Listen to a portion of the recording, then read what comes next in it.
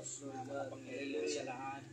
Diyos na lumikha ng langit at lupa, Panginoon, kami lumalapit muli sa iyo sa hapon na ito, Panginoon. Hallelujah. At sa aming paglapit, Panginoon, dalangin namin likhan mo kami ng dalisay na puso isipan. Gawin mo kaming kaaya-aya, karapat-dapat muli, Panginoon, nakaharap sa iyong trono, God. At maging sa bawat gagamitin mo sa aming harapan, pray, Lord, na gamitin mo silang maipinig. Hallelujah, ang kapangyarihan mo ay aming maramdaman muli, Panginoon, ang gloria mo. Hallelujah, ay aming makita sa hapon na ito, Panginoon. Salamat sa mga milagro na gagawin mo muli, Panginoon. Lalo na sa kagalingan, sa mga may karamdaman, Panginoon. Hallelujah. At sa bawat dumaraan sa mga pagsubok, problema, salamat sa comfort, Panginoon. Salamat sa iyong kabutihan sa aming buhay, Panginoon. Sa pagkilos mo muli sa aming kalagitnaan.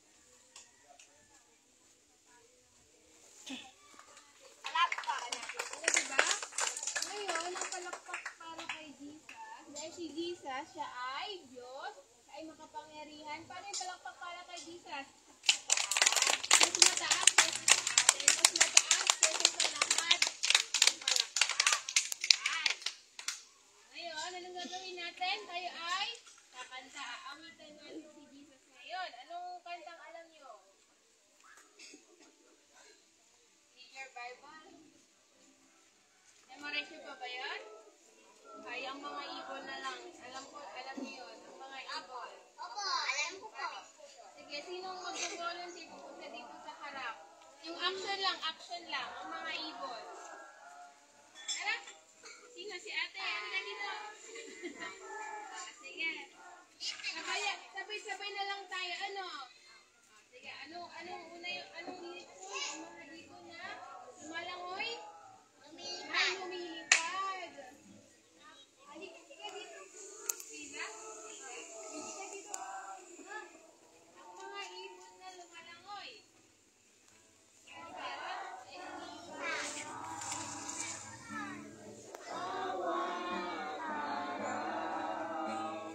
Ika'y laging tapat kong magmahal. Ang iyong kahabagan ay magpapawala hanggang pinupuri, sinasamba kita. Dakilang Diyos at Panginoon, tunay na ika'y walang katulad. Tunay na ika'y di nagbabago. Mabuti ang Diyos na sa akin ay nagmamahal. Pinupuri, sinasamba kita. Dakilang Diyos at Panginoon, tunay na ika'y walang katulad. Tunay na ika'y di nagbabago. Mabuti ang Diyos na sa akin ay nagmamahal. Walang katulad. Wala nang hihigit sa'yo. Wala kang katulad. Wala nang papantay sa'yo.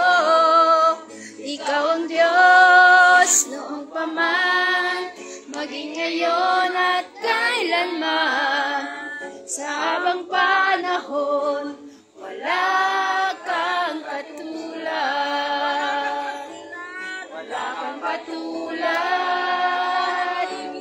Wala nang hihigit sa'yo. Wala kang katulad. Wala nang papantay sa'yo. Ikaw ang Diyos noong paman, maging ngayon at kailanman. Sa habang panahon, wala kang katulad. Wala kang katulad. Wala nang hihigit sa'yo. Wala kang katulad. Wala nang papantay sa'yo. Ikaw ang Diyos Dati ngayon at kailanman, sa habang panahon, wala kang katulad. Habang panahon, wala kang katulad.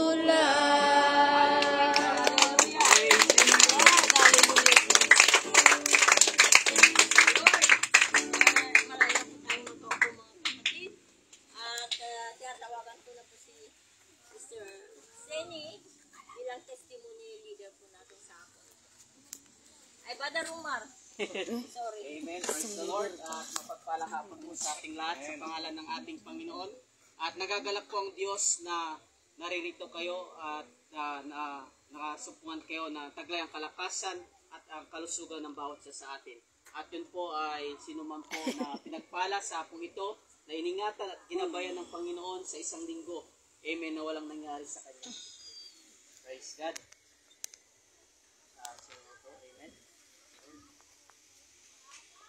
Yes, pinupurit pinasasalamatan ko ang Diyos, mga kapatid, dahil muli kaming dinako sa lugar na ito, taglay ang kalakasan at lalo na sa inyo, na aming nadatnan na malusog, malakas.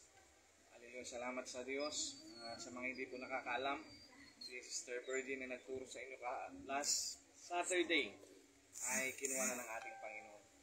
Hallelujah, at papasalamat kami sa Diyos dahil yung natitirang buhay niya ay binigay niya sa Panginoon at alam namin na kasama niya ang Panginoon ngayon.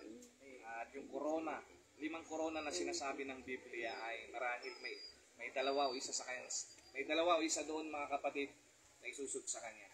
Praise God. At yun, yung sa kwento ni Sister Birdie, talagang binigay niya yung buhay niya sa Panginoon. At gusto niyang mag-abroad, marahil hindi natuloy dahil alam na ng Diyos na mangyayari sa kanya yun.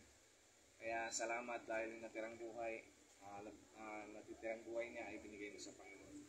Nagpapasalamat din ako mga kapatid sa patuloy na pag-iingat ang ginagawad sa amin ng Panginoon sa aming pagbiyahe minsan sa mga Tarem, San Clemente at sa San Manuel Tarlac.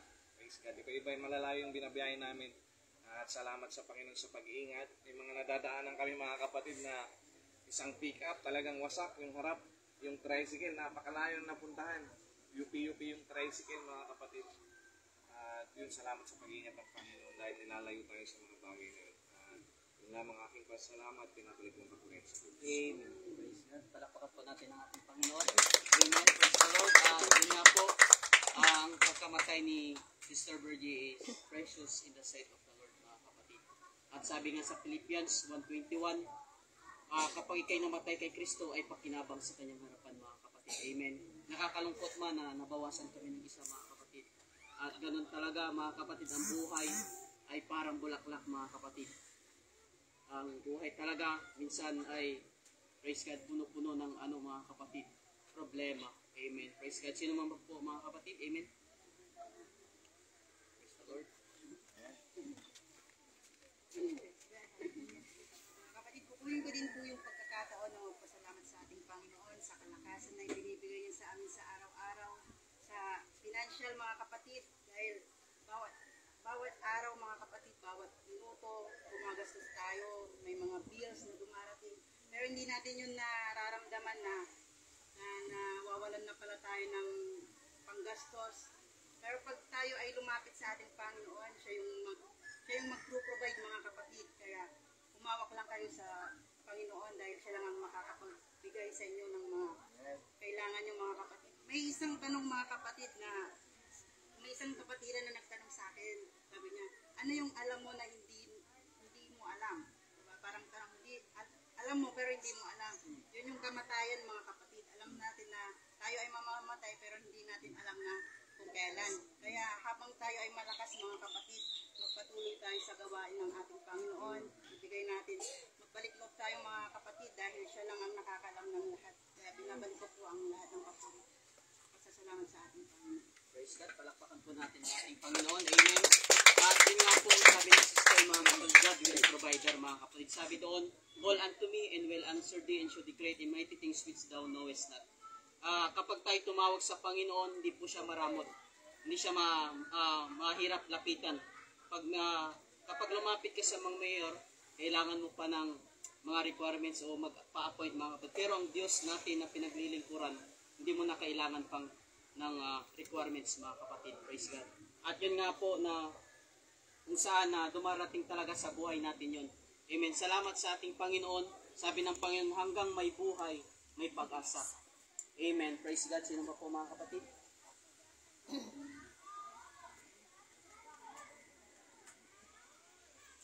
Amen. Praise the Lord. Kung wala na, ay kukunin ko na rin po yung pagkakataon na magpasalamat sa ating Panginoon. Amen. At salamat sa ating Panginoon ay lagi akong nakakasama at sa pag-iingat ng Panginoon sa pagmamaneho hanggang mga taram mga kapatid, San Clemente, malalayong lugar mga kapatid ang napupuntahan namin dahil sa gawain ng ating Panginoon. Praise God. Salamat sa pag-iingat dahil nung nakaraan, nung ako po ay nagdadrive papuntang mga taram, meron kaming nakita, sabi nga ni Pastor John, na talagang yung pick-up at saka yung tricycle mga kapatid lumipad talaga sa parang kanal mga kapatid, dalawang kanal. Praise God. Salamat talaga sa ating Panginoon dahil sa isang linggo ay tayo iniingatan ng ating Panginoon. Wala pong nangyayari sa atin. Kaya sa Diyos talaga tayo, kapag sa Diyos tayo kumapit, wala pong mawawala sa atin. Amen. Kaya salamat sa ating Panginoon sa kanyang kabutihan sa bawat araw-araw at ang ating buhay ay hiram lamang mga kapatid.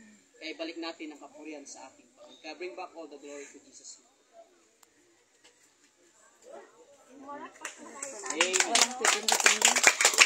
Kapatid na napakabuti ng ating Panginoon.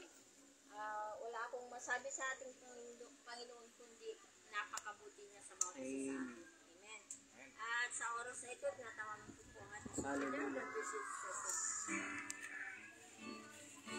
Praise God. So tumayo po Amen. tayo, mga kapatid, Hallelujah. at ang ang papurihan ng ating Panginoon at awitin natin mga kapatid ng nagsasabi, ang buhay ng Kristiyano ay masayang tunay. Amen. Praise God. Ang buhay ng Kristiyano ay masayang tunay, masayang tunay, masayang tunay. Ang buhay ng Kristiyano ay masayang tunay, palaging masayang tunay. Ang buhay ng Kristiyano ay masayang tunay, masayang tunay, masayang tunay. Ang buhay ng Kristiyano ay masayang tunay, palaging masayang tunay. The joy of the Lord is my strength. The joy of the Lord is my strength. The joy of the Lord is my strength. For the joy of the Lord is my strength. Hallelujah. The joy of the Lord is my strength. The joy of the Lord is my strength. The joy of the Lord is my strength. The joy of the Lord is my strength. Hallelujah. Galak sa Panginoon ay kalakasan. Galak sa Panginoon ay kalakasan. Galak sa Panginoon ay kalakasan. Galak sa Panginoon ay kalakasan. Galak sa Panginoon ay kalakasan. Galak sa Panginoon ay kalakasan. Lahat ba masaya? Amen. Lahat ba masaya? Magsabing amen. Amen. Manatili tayong nakatayo mga kapatid at makinig tayo sa salta ng ating Panginoon na ibabahagi po ni Pastor Jan. God bless you, Pastor Jan. Elda, sa oras na ito mga kapatid, bago kayo umupo, magpapalala na tayo. Alin na ito nilito kay Brother Roman na nag-pray. Praise God, tayo po ay magsipanalangin. Pigit natin ating mga mata. Iyapin natin ang mga ulo natin. Amen. Praise God, tayo magsipanalangin. Dakila naming Diyos na mapagpala o God sa hapong ito, Panginoon. Kami po ay nagpapasalamat sa kalakasan, kalusugan ng bawat sa amin, Panginoon Lord. I pray, Panginoon, na bigyan kami ng pakikinig na puso at tenga, Panginoon Lord God, at i-bless mo ang bawat makarinig ng iyong mga salita, Panginoon God, at balutin mo kami na iyong presensya, Panginoon o Diyos. Hallelujah, palibutan mo kami ng libo-libong anghel, Panginoon God, at lukuban mo kami ng banal na dugo, Panginoon, sa lugar na ito, Diyos. And I pray, Lord, hallelujah, na magtuturo sa inyong yung lingkod, Pastor John, itago mo siya sa inyong likuran, Panginoon God, at ikaw ang makita, Panginoon, O God, hallelujah. And I pray, Lord, pagpalain mo ang kanyang buhay, Panginoon God. Cover them in your presence and your blood, Panginoon. Maraming salamat, O Diyos. Itong samot dalangin sa pangalan ni Jesus. Let's say people says Amen and Amen. Amen. Hallelujah. Hallelujah. Nakaupo na po kayo mga kapatid. Pwede mo bang sabihin sa katabi mo ngayon, huwag kang matutulog. Huwag kang matutulog. Praise God. At gusto ko pong malaman ninyo mga kapatid na napakapalad po natin. We are blessed sa hapon na ito. Dahil maraming tao dyan sa labas gustong makarinig ng salita ng Diyos pero huli na ang lahat. Gustong pumunta ng church pero wala nang pagkakataon. Sila ay baldado na. Yung iba dumaraan sa matinding karamdaman. At yun yung time na naisip nila yung salita ng Panginoon. Kung yung time na naaalala nila ang Panginoon dahil wala na. Sasabi natin na sa kanilang sarili ay wala na silang pag-asa. Pero salamat sa atin mga kapatid, nandito tayo ngayon. At hindi ito disgrasya na muli tayong magkita-kita sa hapon na ito. Ito ay pinlano ng Diyos. Hallelujah. Nakalista na sa Panginoon ng ganitong araw, ganitong oras, ganitong buwan. Praise God, tayo ay magkikita-kita sa lugar na ito. Praise God.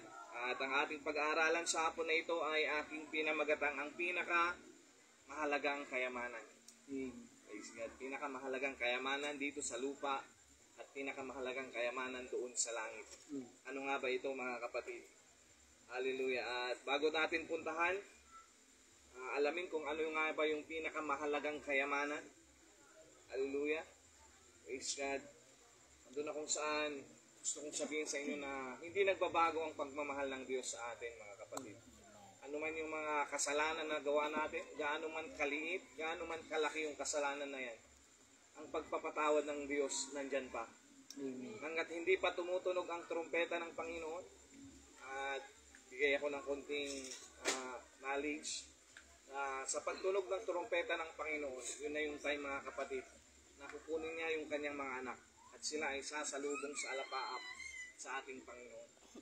Na ibubukod ng Diyos yung mga naglilingkod sa Kanya at sa mga hindi. At kung gusto yung malaman yung mga mangyayari sa mga maiiwan dito, basahin nyo ang Revelation chapter 16. Praise God. Basahin nyo ang Book of Revelation. Nandun yung mga katakot-takot na mangyayari. Amen. Sa mga maiiwan. Praise God sa mundong ito. Hallelujah.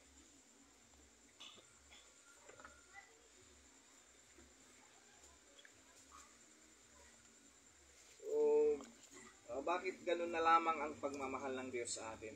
Na kahit ilang beses tayong magkulang, magkasala, 1,000 times na tayo nagkakamali, pero pinapatawad tayo ng Diyos. Amen. Samantalang, kung isipin natin, si Lucifer, na dating kanang kamay ng Panginoon, anghel ng Diyos, isang pagkakamali lang niya, siya ay binagsak ng Panginoon. At siya yung tinatawag ngayon na Satan. Praise God. Isang pagkakamali lang niya. Siya ay nagrebelde sa ating Panginoon. Gusto niyang higitan ng Diyos. Gusto niyang palitan ng Diyos sa kanyang trono. Siya ay binagsak. Pero sa atin mga kapatid, ilang beses tayong nagkulang. May mga pangako tayo na binitawan sa Panginoon. Pero ando na kung saan, minsan nakufail tayo. Hallelujah. Tayo ay nagkukulang. Pero ang pagmamahal ng Diyos, ang grasya ng Diyos ay nandyan pa rin. Tayo ay pinagpapala ng Panginoon. Pinapalakas ng Diyos kapag dumarating tayo sa karamdaman. Alam mo ba kapatid, na may kakaiba sa'yo? May isang, sabihin natin na pinakamahalagang kayamanan na nasa iyo. Na yun yung gustong i-treasure ng Panginoon pagdating ng araw. Yun yung gustong makuha ng Diyos pagdating ng araw. Praise God. So ano nga ba yung pinakamahalagang kayamanan sa mundong ito? Yung ibang tao, sinasabi nila yung fame. Praise God. Yung kasikatan. Makilala sila sa mundong ito. Praise God. Sila ay palakpakan, tilian, mga kapatid. Yung iba, heritage, yung mga pamana ng magulang. Akala nila yun yung pinakamahalagang kayamanan. Yung iba, material na bagay. Praise God. Nandiyan yung bahay, lupa, malalaking bahay, magagandang sasakyan, magagarang sasakyan. Yung iba naman, sinasabi nila yung kalusugan ng kayamanan. Yung iba naman ay pera. Praise God. Do not misinterpret me mga kapatid. Kailangan natin yung mga bagay na yan. Pero gusto kong malaman ninyo, hindi yan yung pinakamahalagang kayamanan sa mundong ito. At maging sa langit. Praise God. At isa sa mga nabanggit, ang siguradong isasagot ng tao kung tatanungin natin sila. Hindi nila alam yung mga bagay na yan. Minsan, yan yung sumisira sa buhay ng tao. Yan yung bagay na kung saan sumisira sa buhay ng isang pamilya. Marami tayong nababalitaan, napapanood na dahil sa mga kayamanan na ito na nabanggit, mga kapatid, sila ay nagpapatayan. Sila ay nagsisiraan. Dahil sa katanyagan, hallelujah. So dahil sa pera, nag-aaway-aaway, praise God, yung magkakapatid. Hallelujah. Praise God. At kung babasahin po natin ang Bible, may isang hari doon na tinawag na si King Solomon.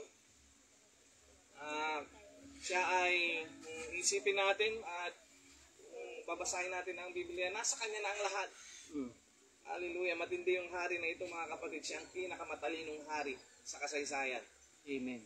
Tuwing may pumupunta sa kanya, praise God, gustong may problema sa buhay, pupunta sa kanya. Lalong-lalo na pag mga hari, reyna na pupunta sa kanya, hihingi ng advice, may daladala silang ginto para ibigay sa kanya. Praise God. Ano pa? Siya ay napakaraming kayamanan. Hindi lang siya pinakamatalino, siya rin ang pinakamayaman ng kanyang kasaysayan, mga kapatid. Dahil yung templo niya, puro ginto. Yung kutsara, tinuturo ginto. Praise God, narinig nyo na ata ito nung nakarang araw. Siya ay napakagwapo. Medyo kulay red ang kanyang buhok, sabi ng Biblia. At maganda yung mata niya, mga kapatid. Praise God. At tinawag ang kanyang kaharian ng Golden Age of Israel. Dahil halos lahat ng makikita mo, ginto, ng kanyang kapanahunan. Yan si King Solomon. Subalit, dumating yung time, mga kapatid, siya ay nagsulat ng libro sa Ecclesiastes na sinabi niya, vanity of vanities, all is vanity. Lahat ng bagay na mayroon sa kanya ay walang kabuluhan. Hallelujah. At sinulat niya yun ng 34 times sa libro ng Ecclesiastes, ang word na vanity, na kung saan ang ibig sabihin ay meaningless. Walang kabuluhan lahat ng bagay na mayroon sa kanya. Hallelujah. At alam niyo kung bakit, mga kapatid. Ganon din yung naramdaman din ni Alexander the Great. Kung kilala niyo si Alexander the Great, yung iba pinag-aralan to sa school, secular, na bago mamatay si Alexander the Great, sinabi niya na, hallelujah, gusto niya na yung kamay niya nakalabas sa kabaong. Pag siya ilalagay sa kabaong, gusto niya yung kamay niya nakalabas. Bago siya nung malapit na siyang mamatay, yan yung hiniling niya sa kanyang mga general, mga kapatid. Na ang ibig sabihin, kung siya ay mamamatay, wala siyang madadala kahit maliit lang. Kahit piso lang, wala siyang madadala pag siya ay mamamatay na. At ano pa yung isang hiniling niya? Gusto niya na ang magbubuhat sa kanyang kabaong ay mga magagaling na doktor. Mga great doctors, yung magbubuhat sa kanyang kabaong. Yan yung hiling ni Alexander the Great. Na ang ibig sabihin, kahit gaano ka pa kayaman, kahit gaano ka pa kakilala sa mundong ito, kapag dumating yung karamdaman sa buhay po natin, walang magagawa yung pera natin. Kahit yung mga magagaling na doktor na yan, praise God, walang magagawa. Ang Panginoon lamang ang may magagawa, mga kapatid. Dahil siya ang may kontrol sa atin. Siya ang lumikha sa atin, praise God. Siya rin ang may kakayanan para ayusin yung katawan na ito pag may problema. Pero hindi ko sinasabi na hindi na natin kailangan ng doktor. Praise God, binigay ng Diyos ang mga doktor para magbigay din sa atin ng payo kung ano yung dapat natin gawin. Praise God. Hallelujah. Magbigay sa atin ng paalala. Hallelujah. Para magkaroon din ng kagalingan yung ating karamdaman. And last, na hiling niya, yung mga kayamanan mayroon sa kanya, lahat ng nalikom niyang kayamanan, hallelujah, ikalat sa daan kapag siya ay ililibing na. Yung mga nakuha niyang mga ginto sa iba't ibang lugar. Isa si Alexander the Great na kilala na nasakop ang buong mundo, mga kapatid. Kung wala na siyang masakop, naglasing na lang siya. Mabasahin yung history niya. At namatay siya sa alak. Hallelujah. So, yun, ibig sabihin, kapag siya ay mamamatay na,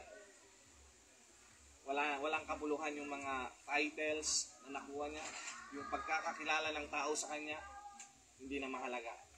Darating ang time na makakalimutan din siya. Hindi marahil kapag siya ay buburol, naalala pa siya. Pero lilipas din ang panahon, hindi na siya maalala.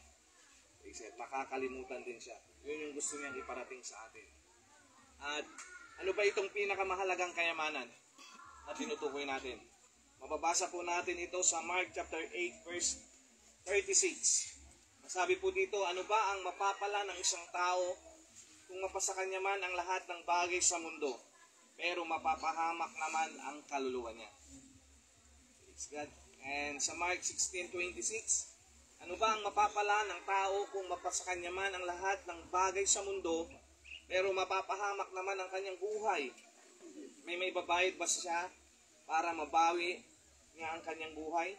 And last, sa Luke chapter 9 verse 25, ano ba ang mapapala ng isang tao kung mapasa kanya man lahat ng bagay sa mundo, pero mapapahamak naman ang buhay niya? Wala, sabi ng Biblia. Praise God. So ang hinahanap natin dito, mga kapatid, ano yung pinakamahalagang kayamanan? Yung mga kaluluwa natin. Dahil ito yung haharap sa Panginoon pagdating ng araw. Pag kinuha na ng Diyos yung pinahiram niya na buhay sa atin, yung hininga, pag pinawi na ng Panginoon niya, praise God. Yung mga bagay sa mundong ito, walang kabuluhan. Hallelujah. Lalong-lalo na kung walang Panginoon sa buhay natin. Praise God. At alam niyo, mga kapatid, ang souls, yan yung heartbeat ng Panginoon. Hallelujah. Isang bagay kung bakit nandito kami, dahil mahal namin ang mga kaluluwa. Ang mga kaluluwa ninyo, mga kapatid. Praise God. Precious yan sa harap ng Diyos. At ayaw ng Panginoon ang mga kaluluwa natin ay mapahamak. Isang bagay kung bakit ang Panginoon bumaba dito, iniwan niya ang kanyang trono dahil sa mga kaluluwa natin. Dahil kapag hindi ginawa ng Diyos yun, for the wages of sin is death, but the gift of God is eternal life. Sabi ng Biblia. Amen. Nung pumasok ang kasalanan, doon nagkaroon ng kamatayan. Yun yung gustong ibalik ng Diyos, yung buhay na walang hanggan. Yung perfect na tao. Hallelujah, praise God. At yun, salamat sa Panginoon, siya ay nagkatawang tao. Para hindi ang tao ay diretsong impyerno. Ayaw ng Diyos yun. Dahil ang impyerno ay nilikhayan para kay Satanas. Para sa mga kampo niya. Hindi para sa atin. Pero dahil sa freedom of choice na binigay ng Panginoon, nasa atin, mga kapatid. Choose you this day whom you will serve. Sabi ng Biblia. Piliin mo kung sino yung paglilingkuran mo. Ang kasamaan ba? O ang ating Panginoon? Hallelujah. Praise God. Bakit kailangan napahalagahan ang kaluluwa? Praise God. Dahil totoo ang impyerno. Hindi kwentong kutsero ang impyerno, mga kapatid. Hindi ko kayo tinatakot. Hallelujah. Praise God. At tulad ng sinabi ko, ang impyerno ay para kay Satanas. Kasama ng kanyang kapol. Hallelujah. At hell is open to all, believers or unbelievers. Hallelujah. Kung kaya mag-ingat tayo, bantayan natin lagi natin ang ating sarili, dahil ang pinakamatindi sa lahat, sabi dito, the scarier in hell is not physical torture, but mentally, mga kapatid, torture. Kapag nandun ka na, maalala mo yung mga bagay na ginagawa mo sa mundong ito. Sasabihin mo, sayang. Sana nung narinig ko yung salita ng Diyos, naglingkod na lang ako sa Panginoon. Ginawa ko na lang yung gusto ng Diyos. At may kwento dyan, mga kapatid. Si Lazarus, the rich man. Kung narinig nyo na, hallelujah. May isang lumaking mahirap, si Lazarus.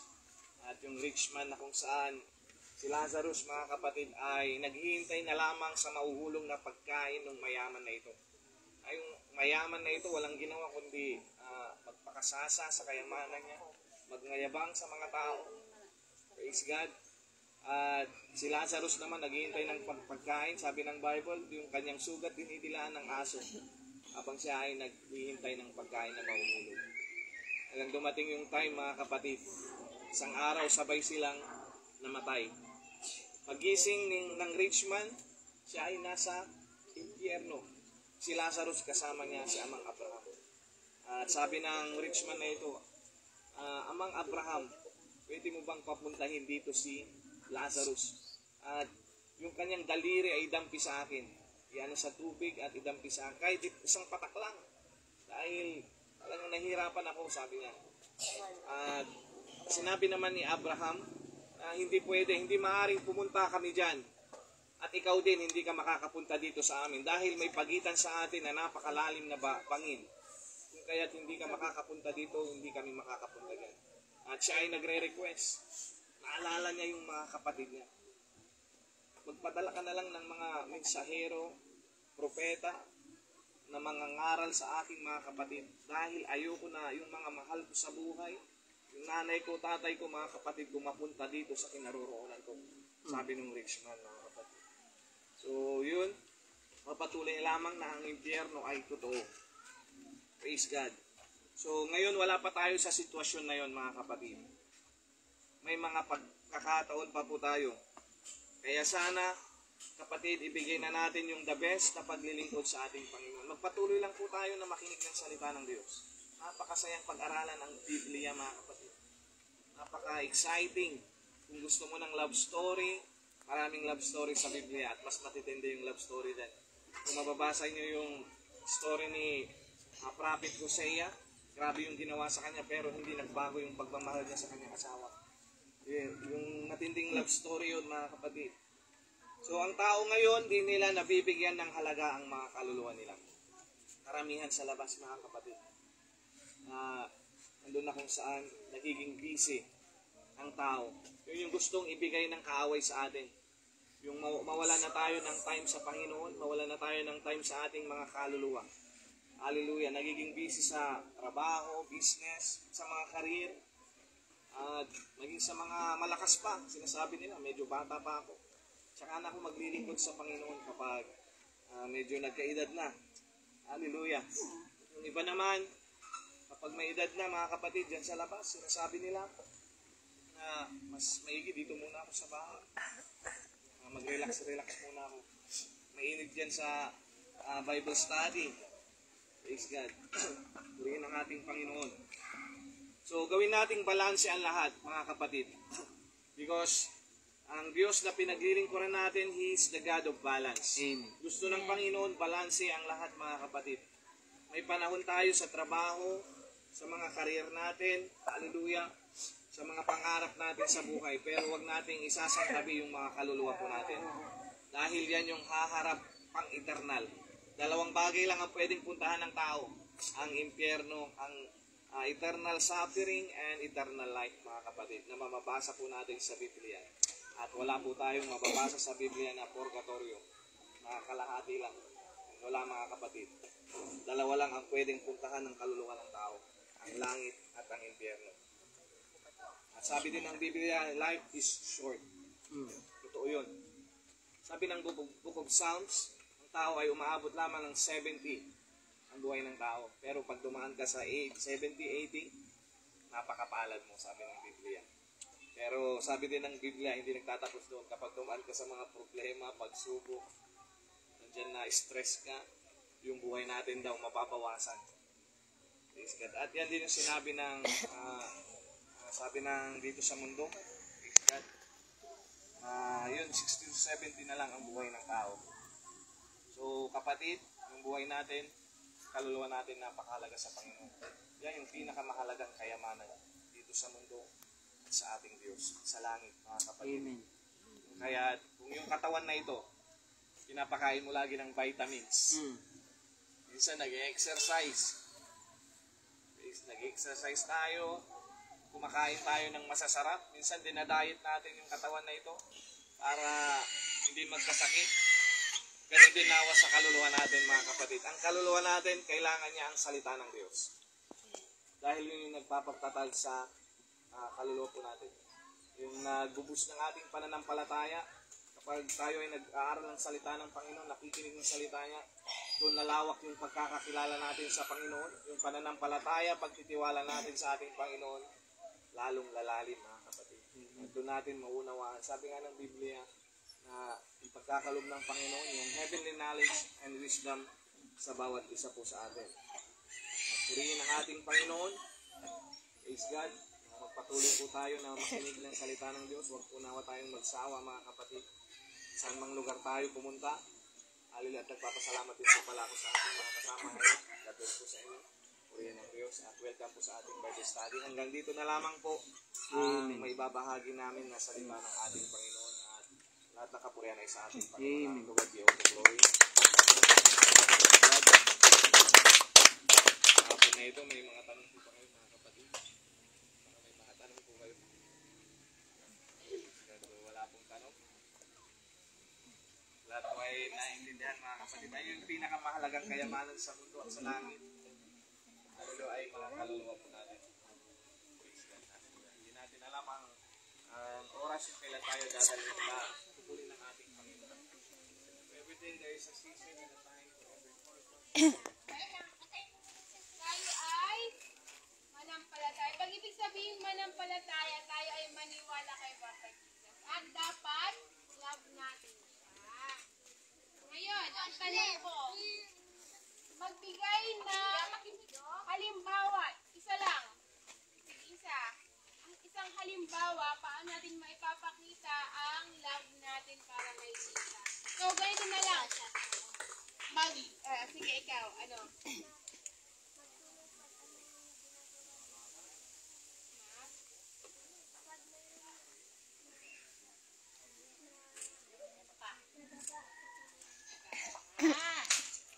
Pag may nadapa, tutulungan, huwag pagtawanan, ha? Ano pa? Sige pa, ano pa? Sige. Ika, ano? paano mo maipapakita na love mo si Jesus? Ha?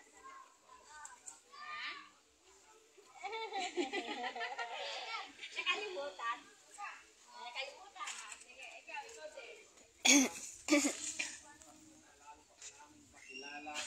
Hallelujah. Tulungan mo kami na patuloy ang aming pakikinig ng iyong salita, Panginoon. At maging ang aming pananampalataya at pagtitiwala sa iyo, Panginoon, ay palangin pa, Panginoon.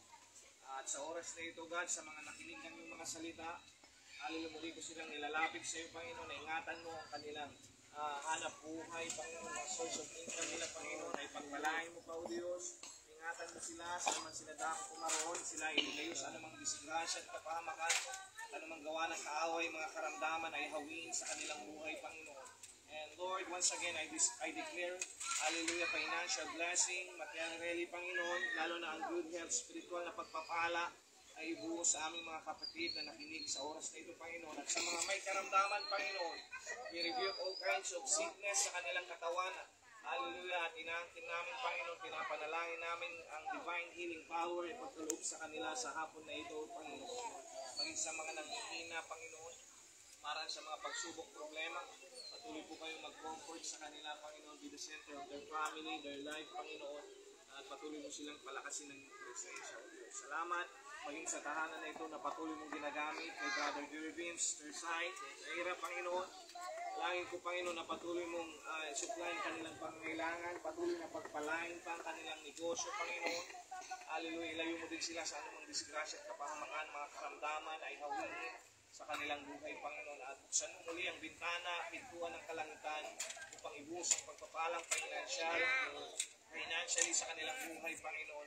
Lalo na ang spiritual at physical na pagpapala na igawad sa kanila, Panginoon. Maging sa mga merienda namin kakainin, Panginoon, bless ang aming merienda, Panginoon.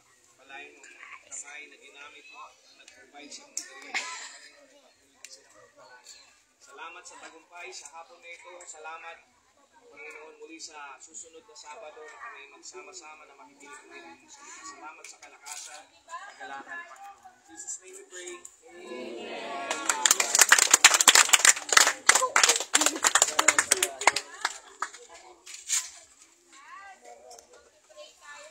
Sino pa? Ano pa? Kuya, paano mapapakita na love mo si Jesus?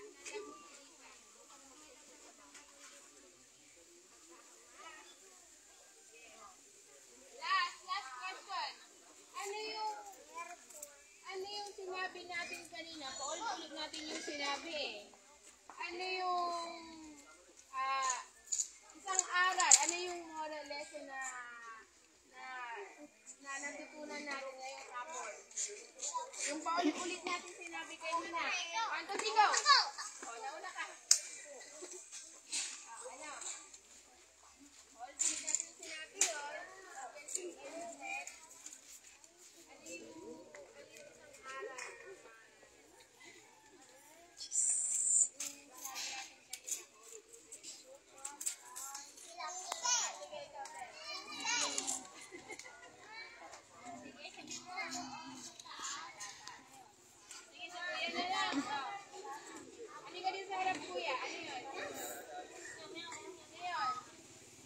Jesus.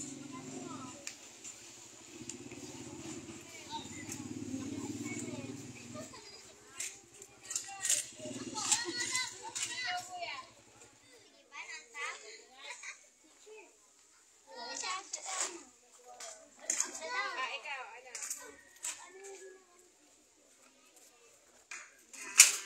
Pero meron pang isa. Malapit na dun sa sinabi niya. O, ikaw kuya. Yung ano? Sige, kung ano. Ano? Ulitin mo.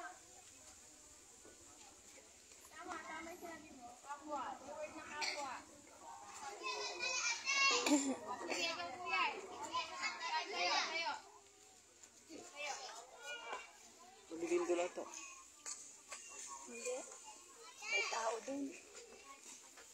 Palakpakan natin si kuya. Yung ulit na sinabi natin kanina. Sisi. Kung ano yung ginagawa natin sa kapwa, yun din ang ginagawa natin kay Jesus. Kaya, maging mabuti, masunurin, ano pa? Maging tapat sa lahat. Tapos sa mga tao. Kasi kung ano yung ginagawa natin, ganun din ginagawa natin. Pag gumagawa tayo ng bad, ganun din ginagawa natin. Pag gumagawa tayo ng mabuti, ganun din ginagawa natin. Malabakan ulit natin.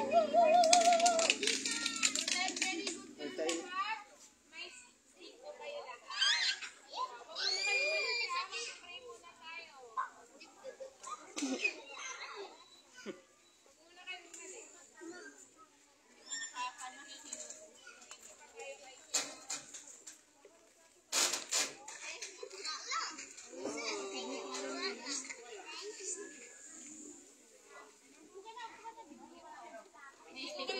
May stick ko kayo lahat kasi very good kayo. Nakinig kayo.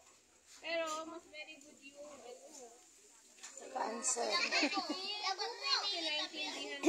Kinaintindihan mo ba? Sino pang wala? Paano palakpak para kay Jesus? Tayo ay mag-pray. Sige tayo. Sige natin ang ating Lord Jesus, maraming salamat po sa iyong mga salita, aming napakinggan. Dadalhin po ito sa aming puso at isipan. Iligtas mo rin po ang aming pamilya. Maraming salamat po, Panginoon. In Jesus' name, Amen. Na Sabado, ha? Opo. Mga bata.